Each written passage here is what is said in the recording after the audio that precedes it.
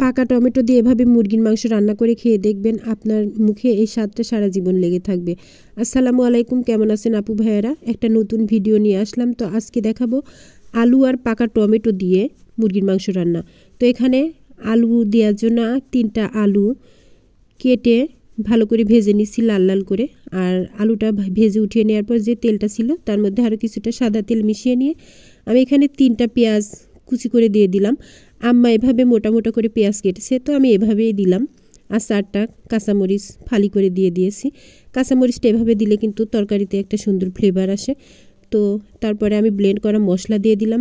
এখানে মশলা ব্লেন্ড করার জন্য নিয়েছিলাম কাঁচামরিচ, শুকনা মরিচ, একটা রসুন, জিরে আর ছোটো এলাচ। তারপরে মশলাটা দিয়ে আমি ব্লেন্ডার জারটা ধুয়ে আরও কিছুটা পানি দিয়ে দিলাম। এখন মশলাটাকে কষাতে হবে। তো আরও কিছু মশলা এখানে দিয়ে দিব। 1.5 চা চামচ হলুদের গুঁড়া দিলাম, 1 চা চামচ ধনিয়া গুঁড়া দিলাম, আর 1.5 চা চামচ লবণ দিব। দিয়ে এখন মশলাটাকে কষিয়ে নিব। আমি আজকে খুব বাড়তি মশলা ব্যবহার করি নাই। দারচিনি, তারপরে গোলমরিচ, লবঙ্গ এগুলো দিই নাই, যেহেতু টমেটো দিয়ে রান্না করব সেজন্য খুব বেশি মশলা দিই নাই। এই তো মশলাটাকে এখন সুন্দর করে কষিয়ে নিব। আর মুরগির মাংস রান্নাতে অবশ্যই মশলাটা সুন্দর করে কষিয়ে নিতে হবে, তা না হলে কিন্তু মশলাটা থেকে একটা কাঁচা কাঁচা ফ্লেভার আসে, খেতে ভালো লাগে না তখন।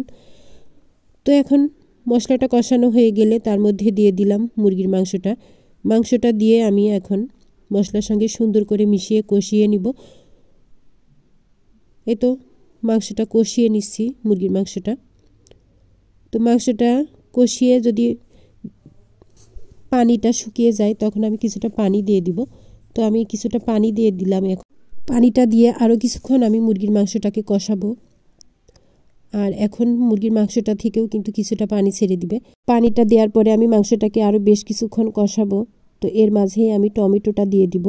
মাংস কষানোর সময় টমেটোটা দিলে মাংসের স্বাদটা আরও বাড়ে।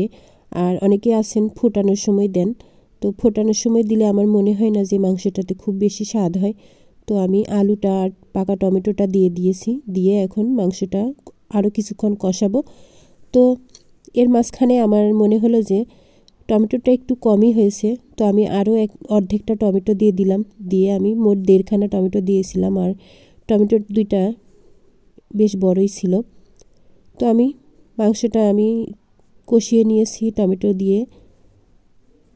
তারপরে এখন ঝোলের পানি দিয়ে দিব।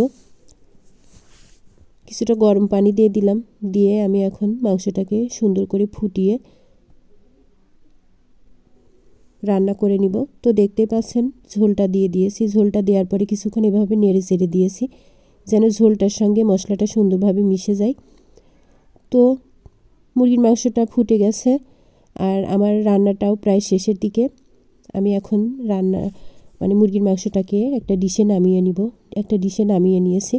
এভাবে আপনারা অবশ্যই বাসায় টমেটো দিয়ে মুরগির মাংস রান্না করে খেয়ে দেখবেন, সত্যিই খুব মজা লাগে।